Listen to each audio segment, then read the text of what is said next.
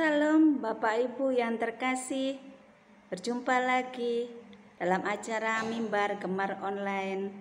Pagi hari ini tanggal 28 Desember 2020, saya terberkati dari bacaan yang terambil dalam Injil Yohanes pasal 11 ayat 47 sampai dengan 57. Saya bacakan di ayat 47. Lalu imam-imam kepala dan orang-orang Farisi memanggil mahkamah agama untuk berkumpul, dan mereka berkata, "Apakah yang harus kita buat? Sebab orang itu membuat banyak mujizat. Apabila kita biarkan dia, maka semua orang akan percaya kepadanya, dan orang-orang Roma akan datang dan akan merampas tempat suci kita serta bangsa kita." Kemudian ayat 57.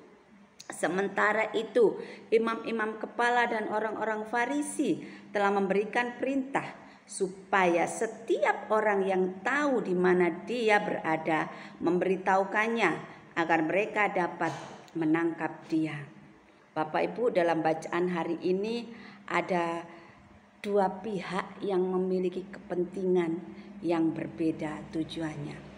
Tuhan Yesus, dia berkepentingan melakukan kehendak Bapa, yaitu untuk menyelamatkan umat manusia yang telah jatuh di dalam dosa.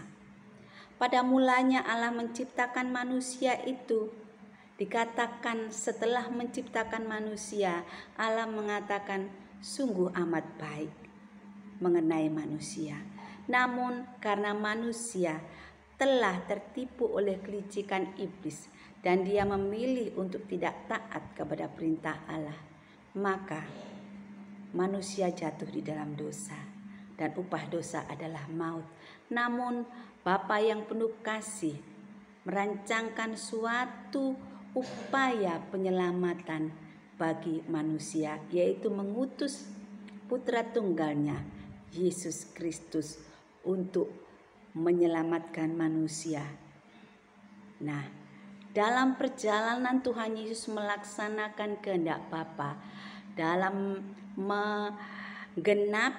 memenuhi tugas yang diembankan kepadanya oleh Bapa di surga. Tuhan Yesus banyak melakukan mujizat-mujizat sebagai tanda bahwa dia adalah pribadi yang diutus oleh Bapa untuk menyelamatkan bangsa Israel pada waktu itu dan juga seluruh umat manusia.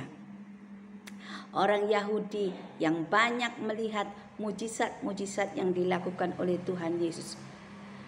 Mujizat yang terakhir yang sangat spektakuler dilakukan oleh Tuhan Yesus adalah Tuhan Yesus membangkitkan Lazarus yang telah meninggal beberapa hari. Dan hal itu menimbulkan suatu kegemparan dan banyak orang yang menjadi percaya. Hal ini menimbulkan suatu akibat yang tidak menyenangkan dari pihak ahli-ahli Taurat dan orang-orang Farisi. Mereka semakin tidak menyukai Tuhan Yesus dan mereka merancangkan suatu persepakatan untuk menangkap Yesus dan membunuh dia. Bapak Ibu, dari sini kita melihat dua pribadi mengenai Tuhan Yesus yang berpribadi tulus, penuh kasih, dan itu adalah suatu contoh pribadi karakter Allah Bapa sendiri yang direpresentasikan oleh Tuhan Yesus. Bagaimana Allah penuh kasih kepada manusia. Yang dia inginkan adalah manusia selamat dan kembali kepada rancangan semula, yaitu tinggal bersama dia di kerajaan surga. Dan ada satu kelompok lagi, orang Yahudi. Mereka adalah ahli-ahli agama, ahli-ahli Taurat. Namun karena mereka memiliki hati yang tidak tulus, hati mereka penuh iri dengki, sehingga menimbulkan suatu pikiran-pikiran jahat, suatu pikiran-pikiran yang licik. Mereka takut akan Tuhan Yesus yang semakin hari semakin banyak orang yang mengikuti Dia. Semakin hari semakin banyak orang yang percaya kepada Tuhan Yesus, dan mereka merasa terdesak. Mereka takut bahwa nanti keberadaan mereka ini terancam, sehingga mereka tidak akan memperoleh pengikut, dan apa yang menjadi penghasilan mereka, apa yang menjadi kehidupan mereka akan hilang dan musnah. Bapak Ibu, dalam kehidupan sehari-hari kita sebagai orang yang hidup di dunia ini, kita sering melihat orang-orang yang memiliki hati seperti orang-orang Farisi ini. Mereka merasa terancam akan keberadaan orang-orang yang tulus, orang-orang yang memiliki hati yang baik, dan orang yang memiliki hati yang baik ini mempunyai banyak teman, memiliki banyak pengikut, dan lebih terkenal. Seharusnya sebagai orang yang pada mulanya diciptakan Tuhan dengan karakter yang seperti Dia, orang itu tidak akan memiliki rasa iri dan dengki, tetapi mereka akan turut bersuka cita atas keberhasilan dan kebaikan yang dilakukan oleh orang lain. Jika orang lain memiliki suatu kelebihan dan karenanya orang itu menjadi lebih terkenal dan diikuti oleh banyak orang, seharusnya kita tidaklah menaruh suatu perasaan iri ataupun dengki. Janganlah kita menjadi orang-orang yang memiliki perasaan seperti ahli Taurat dan orang Farisi, seperti yang pernah diingatkan oleh Tuhan Yesus. Janganlah kamu tercemar oleh ragi orang Farisi, yaitu orang yang hanya melakukan kewajiban agama untuk menutupi hati mereka yang penuh dengan kesombongan, penuh dengan kelicikan. Untuk itu kita diingatkan melalui firman Tuhan hari ini agar kita tidak terus-menerus menumbuhkan perasaan iri dengki kepada sesama kita, terlebih kepada saudara-saudara seiman. Mungkin kita sebagai orang biasa, jemaat awam, ataupun kita sebagai pengerja, pelayan Tuhan, atau bahkan hamba Tuhan, kita melihat orang lain lebih memiliki keberhasilan dan memiliki talenta yang lebih dari kita, sehingga mereka lebih berhasil dalam kehidupannya, dalam pelayanannya. Baiklah kita tidak memiliki hati yang iri dengki, tetapi kita turut bersuka cita akan keberhasilan saudara kita atau teman-teman kita. Seperti yang dilakukan oleh Tuhan Yesus, Dia selalu memberikan contoh teladan mengasihi sesama, menolong orang yang berkekurangan, dan bahkan mengasihi musuhnya. Karena apa, Bapak Ibu?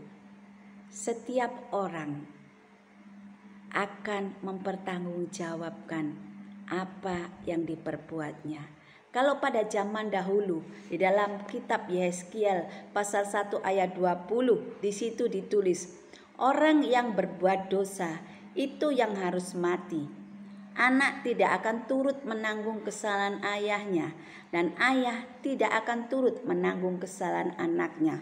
Orang benar akan menerima berkat kebenarannya, dan kefasikan orang fasik akan tertanggung atasnya.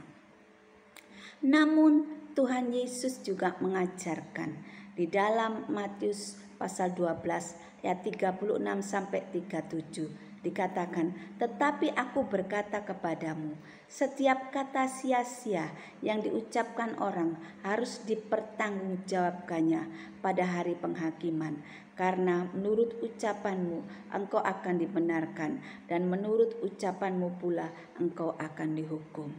Tuhan Yesus memberikan standar yang lebih tinggi.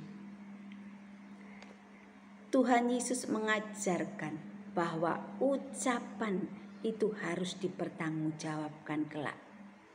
Belum sampai kita berbuat suatu kejahatan, baru mengucapkan suatu ucapan yang tidak membangun, tidak memberkati dan menyakiti sesama, itu kelak kita harus bertanggungjawabkan. Nah, Bapak Ibu, sebagai orang yang sudah percaya kepada Tuhan Yesus pun, kelak kita harus mempertanggungjawabkan setiap ucapan dan perbuatan kita, tidak terkecuali. Mari kita baca di dalam Roma pasal 14 ayat 12. Di situ dengan jelas dikatakan, demikianlah setiap orang di antara kita akan memberi pertanggungjawaban jawab tentang dirinya sendiri kepada Allah.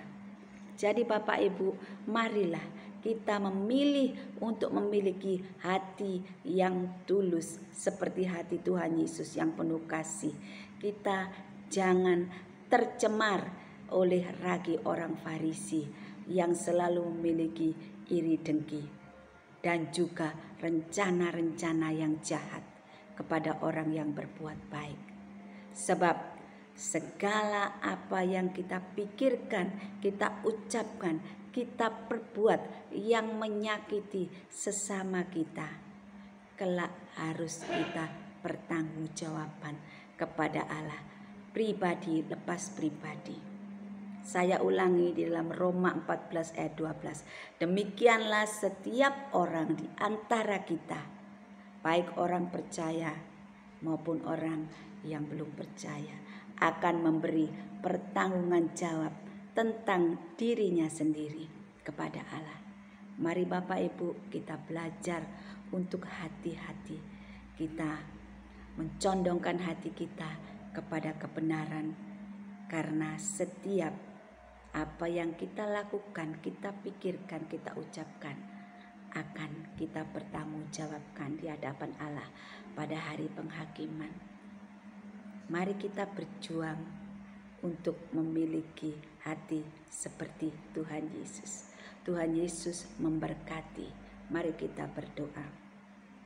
Bapa kami yang di surga, kami mohon pertolongan-Mu, kekuatan-Mu, ya Bapa, supaya kami memiliki hati yang tulus, penuh kasih, tidak iri kepada sesama kami, seperti hati Tuhan Yesus yang adalah teladan kami, yang selalu mengedepankan dan mengutamakan untuk mengasihi sesama.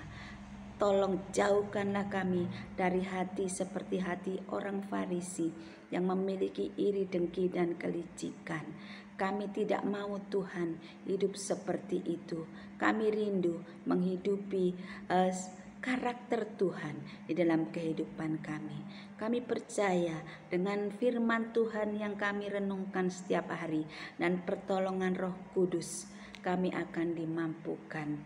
Kami menyerahkan kehidupan kami selanjutnya hanya di bawah pimpinan Roh Kudus semata, untuk kami berubah menjadi serupa Kristus, sempurna seperti Bapa.